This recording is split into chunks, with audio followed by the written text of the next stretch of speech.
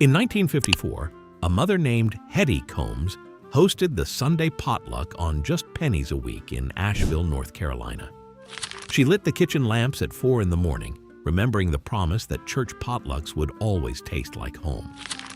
Back then, a whole pan of her Molasses gingerbread diamonds cost a mere 16 cents to bake, proof that true Southern hospitality didn't require a fortune.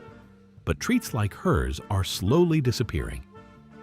Today, we count down 30 forgotten Betty Crocker church desserts that fed entire congregations but are slowly disappearing.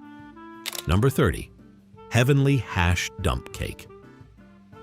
We begin our countdown with a true Southern potluck classic from the dawn of the dump cake era. Homemakers literally dumped a can of crushed pineapple and a can of cherry pie filling into a 13 by 9 pan. They sprinkled a box of yellow cake mix evenly over the top, followed by a generous layer of mini marshmallows, chocolate chips, and chopped pecans. A stick of sliced butter was arranged over the top before baking. The result was a bubbly, gooey, sweet dessert that perfectly embodied the community spirit of a church potluck, everyone bringing a little something to create a feast. As it baked, the butter melted down through the dry cake mix, combining with the bubbling juices of the cherries and pineapples to form a cobbler-like crust. The marshmallows toasted to a perfect golden brown on top, while the chocolate chips created rich, melted pools. Number 29. Holiday Date Nut Bars. These bars were a staple of winter church bazaars and holiday cookie walks.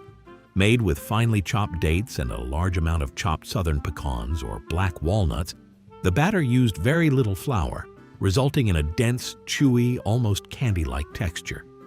Baked in a shallow pan and cut into small fingers while still warm, they were immediately tossed in a bowl of powdered sugar until completely coated. They were sweet, nutty, and perfect for packing into festive tins. The minimal amount of flour meant the dates and nuts were bound together by a sticky, caramelized sugar matrix that kept the bars incredibly moist for weeks. Southern ladies would make batches of these in late November, knowing they would hold up perfectly through weeks of holiday visits. Number 28. Butterscotch Refrigerator Squares.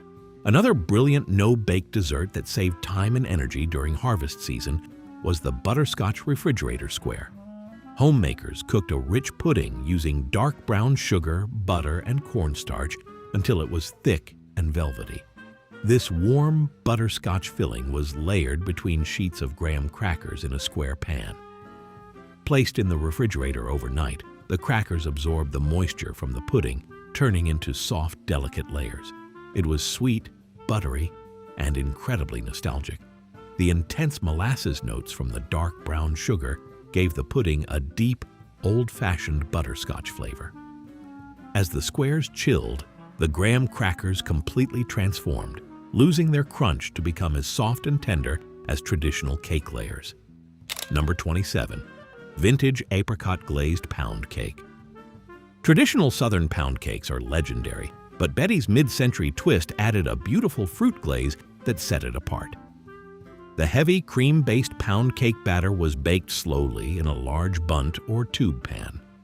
While it cooled, the cook would simmer apricot preserves with a splash of lemon juice and strain it to create a clear, glowing glaze. Brushed generously over the entire cake, it formed a sweet, tangy shell that sealed in the moisture and made the cake glisten beautifully under the Fellowship Hall lights.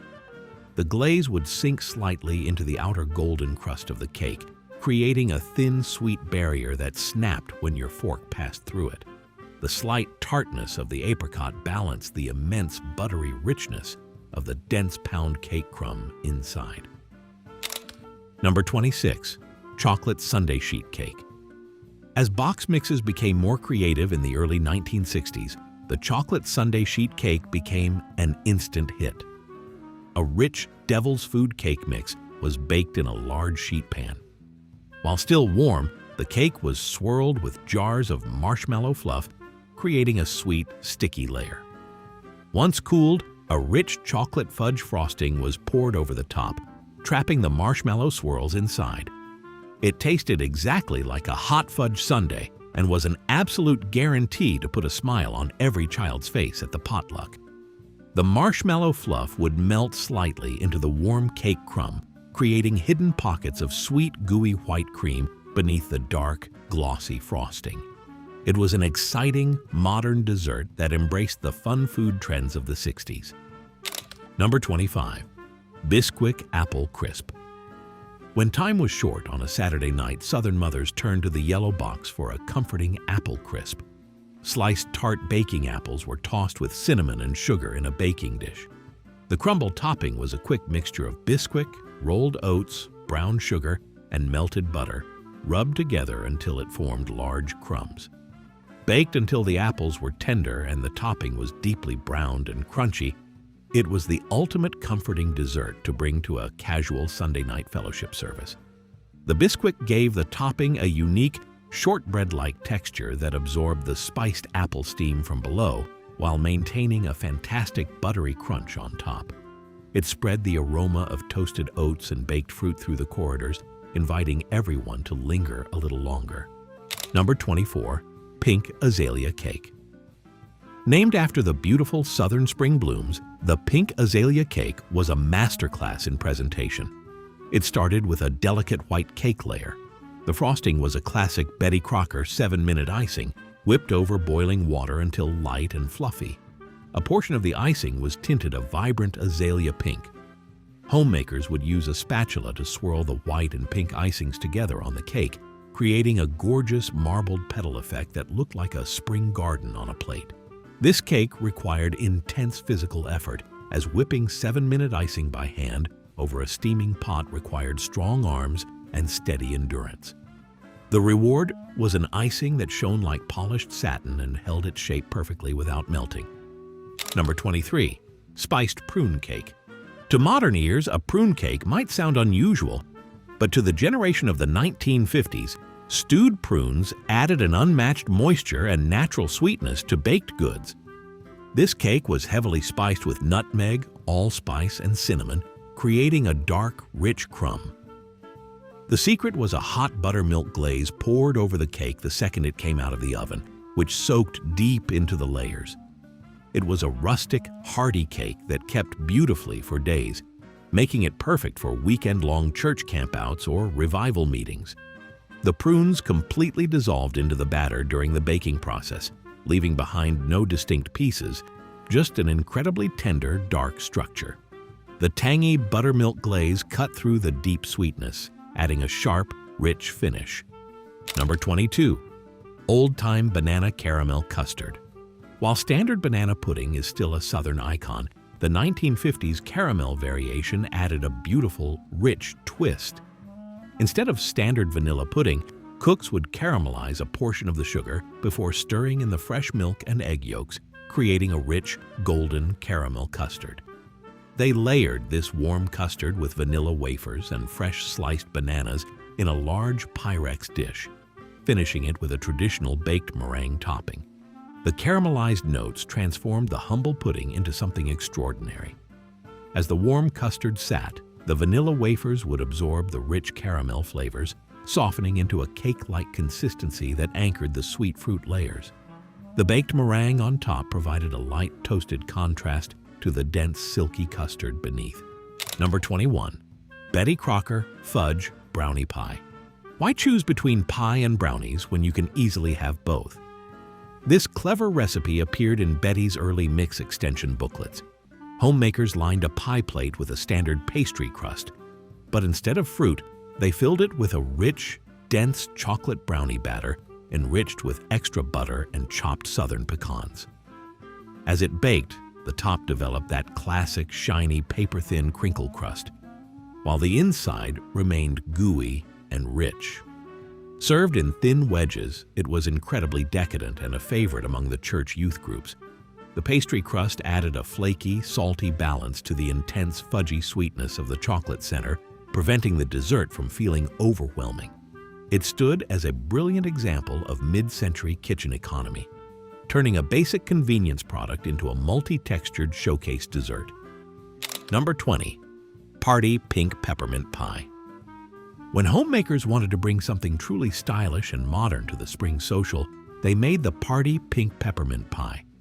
This recipe used unflavored gelatin dissolved in milk, folded with fresh whipped cream and crushed pink peppermint candies. The beautiful pink mixture was poured into a crust made from crushed Oreo cookies or chocolate wafers.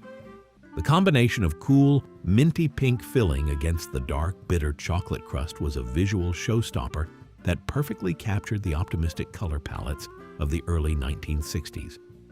The gelatin gave the pie a light, airy chiffon texture that held its shape beautifully when sliced on a plate. It was a festive, cheerful dessert that looked like a spring bonnet, making it incredibly popular for Mother's Day potlucks. Number 19. Molasses Gingerbread Diamonds. A true comfort food of the Deep South, this gingerbread relied on dark, robust molasses rather than refined white sugar. The recipe called for boiling water to activate the ground spices, ginger, cinnamon, and cloves, creating a fragrant, thin batter that baked into a wonderfully soft, springy cake. For church functions, mothers would cut the sheet cake into elegant diamond shapes rather than simple squares, placing a dollop of fresh lemon hard sauce or a sprinkle of powdered sugar on each piece. The smell of this gingerbread baking could fill an entire church basement, creating an instant sense of warmth and shelter on rainy autumn evenings. The boiling water dissolved the molasses completely, ensuring that every single crumb carried a deep, fiery spice note. Number 18. Date Wrinkle Loaf. During the 1950s, dried fruits like dates were highly prized for their exceptional shelf life and intense natural sweetness. Betty Crocker's Date Wrinkle Loaf was a staple for afternoon missionary society meetings. Chopped dates were soaked in boiling water with baking soda to make them incredibly tender before being mixed into a thick batter with chopped pecans and orange peel. Baked in a long loaf pan, it was wrapped in wax paper and stored for a few days to let the flavors mature. Sliced thin and spread with a bit of sweet butter, it was the definition of mid-century hospitality. The soaking process caused the dates to break down into a rich paste, distributing their dark, molasses-like flavor evenly throughout the entire loaf. Number 17. Burnt Sugar Cake. The burnt sugar cake was a true labor of love that showcased a cook's patience and skill. The process began by carefully melting white granulated sugar in a heavy skillet until it turned into a dark, smoky, amber liquid syrup. This homemade caramel syrup was then used to flavor both the cake batter and the cooked brown sugar frosting. It gave the cake a unique, deeply complex flavor that tasted like old-fashioned burnt sugar candy. Because burning sugar without scorching it takes immense focus and timing, this recipe has nearly vanished from modern kitchens. You had to stand over the iron skillet, watching the sugar transform from white crystals into a bubbling, dangerous amber liquid, adding boiling water at the precise microsecond to halt the cooking process. Number 16. The Coconut Wash Day Square. This practical dessert got its name because it was simple enough to whip up on Mondays, traditionally the exhausting wash day for Southern housewives. Using basic pantry ingredients like flour, brown sugar, butter, and a generous amount of shredded baker's coconut. These bars were mixed entirely in one bowl. The bottom layer was a shortbread crust, while the top was a gooey, chewy coconut topping that caramelized beautifully in the oven. It was durable, traveled perfectly in a tin box, and fed a crowd on short notice. On wash days, mothers spent hours lifting heavy wet sheets over outdoor lines, leaving zero time for intricate baking. This recipe allowed them to still provide a sweet treat for evening prayer meetings using whatever ingredients were left in the pantry. Number 15. Classic Lemon Meringue Pie. No Southern church potluck was complete without a lemon meringue pie, but achieving a mile-high meringue that didn't weep or shrink was a badge of honor. Betty's recipe called for a scratch-cooked lemon curd made with fresh egg yolks, lemon zest, and cornstarch, poured into a perfectly flaky, pre-baked pastry shell. The meringue was beaten with a pinch of cream of tartar until it held stiff peaks, then spread carefully so it touched the crust edges to seal in the steam. Baked just until the peaks turned a golden brown, it was a magnificent sight. The tartness of the smooth lemon filling balanced the intense sweetness of the fluffy egg white topper. Church ladies would closely inspect the meringue to see if any droplets of sugar syrup had formed, a sign of a master baker who knew exactly how to stabilize her sugar. Number 14. Chocolate Joy Puffs. For smaller youth group gatherings, mothers baked chocolate joy puffs. Found in early Betty Crocker cookie pamphlets, these were rich, soft drop cookies made with melted baking chocolate and sour cream for an incredibly tender crumb. Before entering the oven, each dough ball was rolled in a thick coating of powdered sugar. As they baked and expanded, the sugar cracked, creating a beautiful black and white crinkle effect. They were soft like little pillows of cake and perfectly portioned for little hands. The inclusion of sour cream was a classic mid-century baking secret, ensuring the cookies remained soft and fudgy inside rather than drying out like standard biscuits. They were often piled high in vintage tin bowls for Wednesday night Bible study, providing a sweet reward for children who memorized their verses. Number 13. 1952. Orange Kiss Me Cake. This cake actually won a national baking contest and became an instant sensation in Betty Crocker booklets. The Orange Kiss Me Cake used a whole orange, rind and all, ground up with raisins and walnuts. This fragrant mixture was folded directly into the batter. After baking, a warm syrup of fresh orange juice and sugar was poured over the hot cake, and it was topped with chopped nuts and cinnamon sugar. It earned its name because the bright citrus aroma was so inviting, it made everyone want to kiss the cook.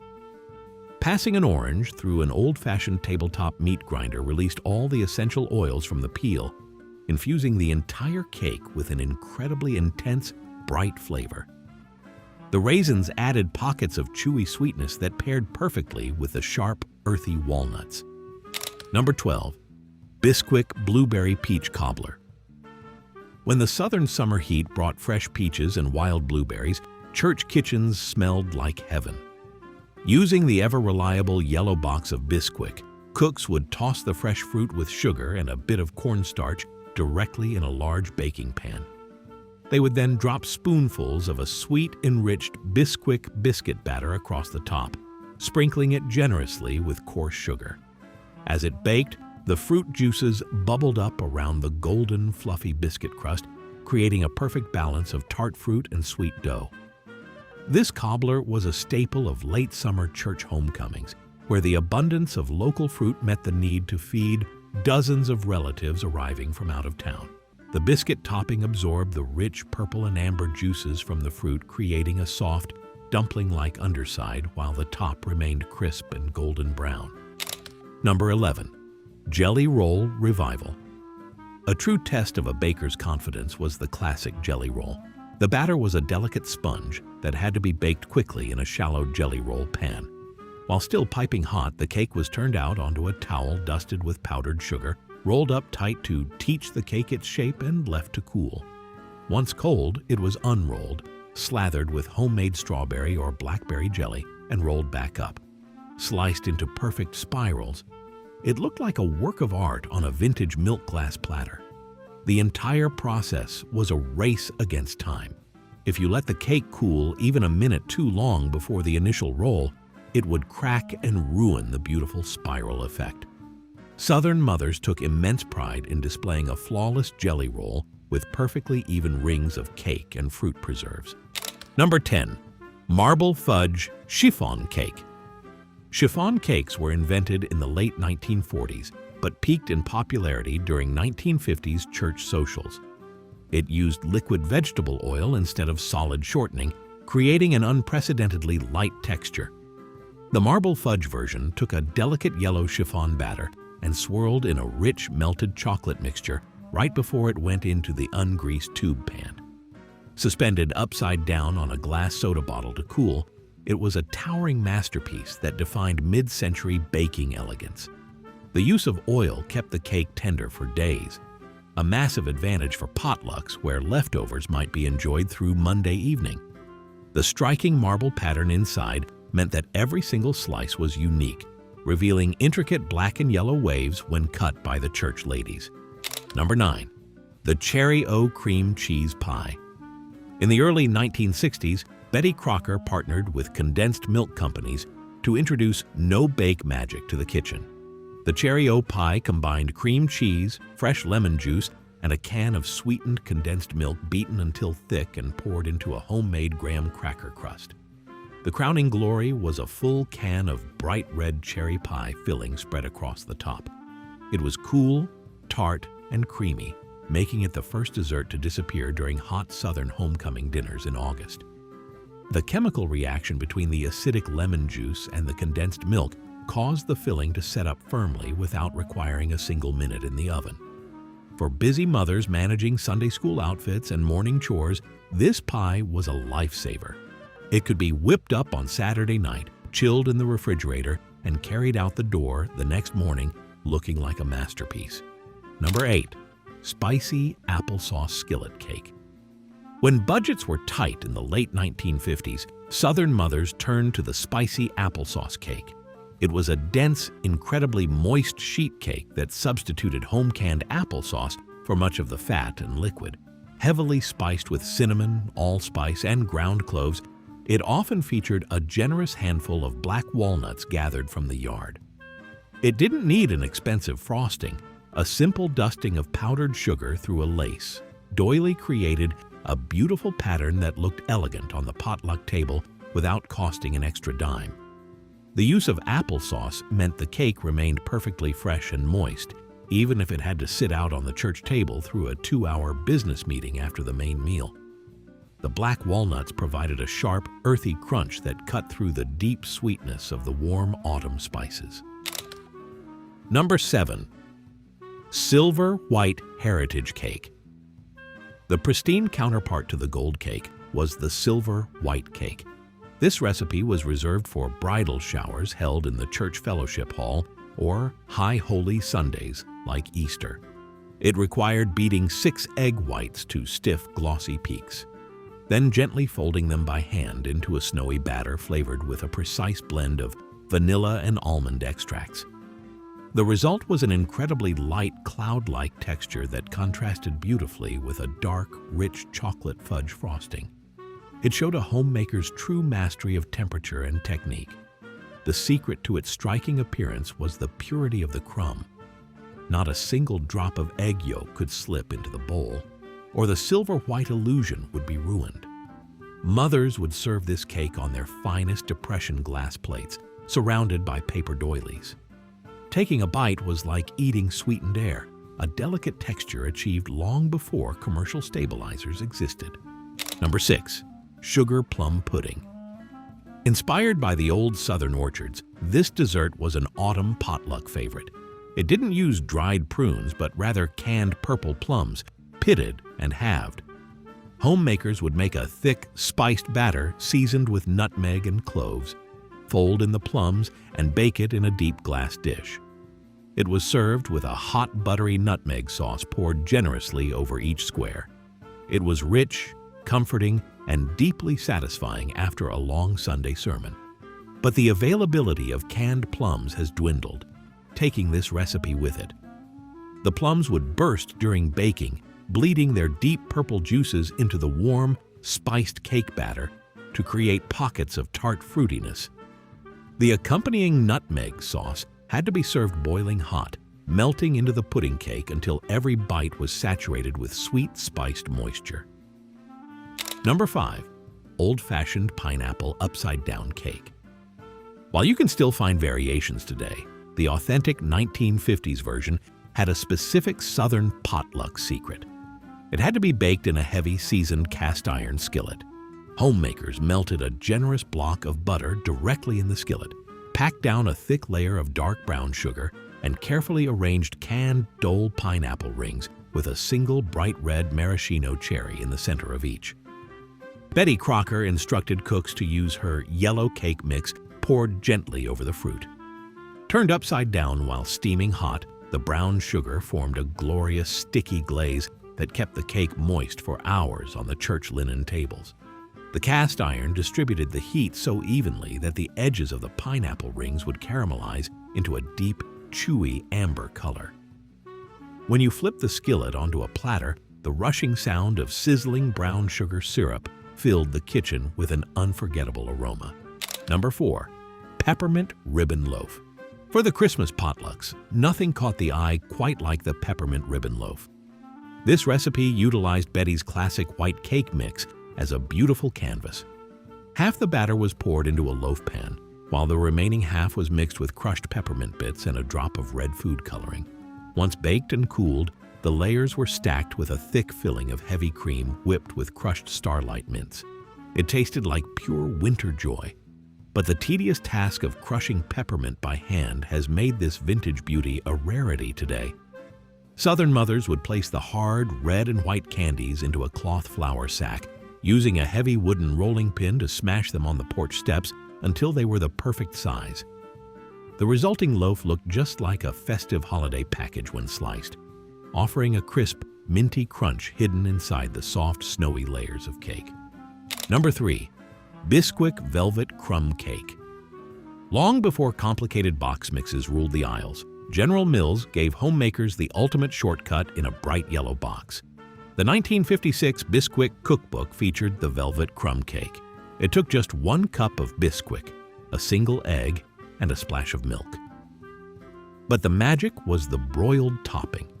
Before the cake cooled, mothers would spread a mixture of brown sugar, butter, cream, and shredded coconut over the top, then slip it under the broiler until it bubbled and browned.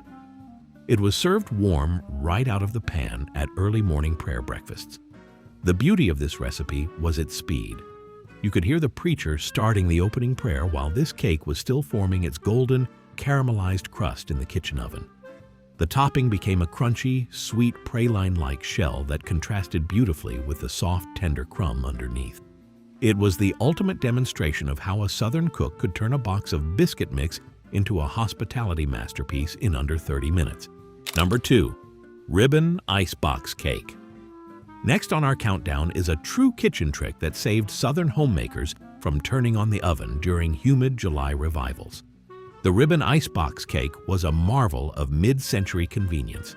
Ladies would whip heavy cream, split it into bowls, and tint one pink with maraschino cherry juice and another with melted baker's chocolate. They lined up classic honey graham crackers in a loaf pan, layering the colored cream between them. After 24 hours in the Frigidaire, the crackers softened into a delicate cake-like texture. When sliced at the potluck, it revealed beautiful, crisp stripes. This recipe was highly popular in the early 1950s because it allowed mothers to serve an elegant, multi-layered dessert without generating an ounce of heat in a kitchen that lacked air conditioning. The magic happened as the moisture from the whipped cream slowly soaked into the graham crackers. Number 1.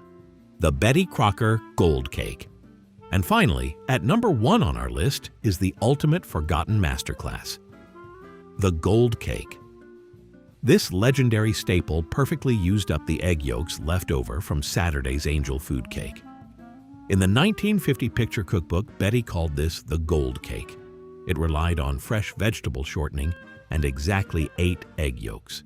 Hetty Combs would beat those yolks until they were thick like lemon cream, folding them into sifted soft-to-silk cake flour. Baked in a classic tube pan and covered in a snow-white boiled icing, it was the absolute pride of the Sunday dessert table. Today, box mixes use whole eggs, and the pure, rich, golden crumb of a true mid-century gold cake has been entirely left behind. It takes patience to whip 8 egg yolks to the perfect, ribbon-like consistency, a step modern bakers rarely find time for. When you bit into a slice at the fellowship hall, the texture was dense yet velvety, carrying the comforting richness of real, old-fashioned farm eggs. These 30 desserts were more than just sugar and flour. They represented hours spent in warm kitchens, the steady hum of old Frigidaires, and the love of Southern mothers who wanted to make sure no one ever left the house of the Lord hungry. Recipes like Hetty Combs' boiled icing cake remind us of a time when community was baked from scratch. And thank you for stepping back in time with me today on Nostalgia Calling. If these recipes brought back a sweet memory for you, please press the like button, subscribe to our family here, and leave a comment below telling me which dessert your own mother or grandmother used to carry through the church doors. Until next time, keep those sweet memories alive, and God bless.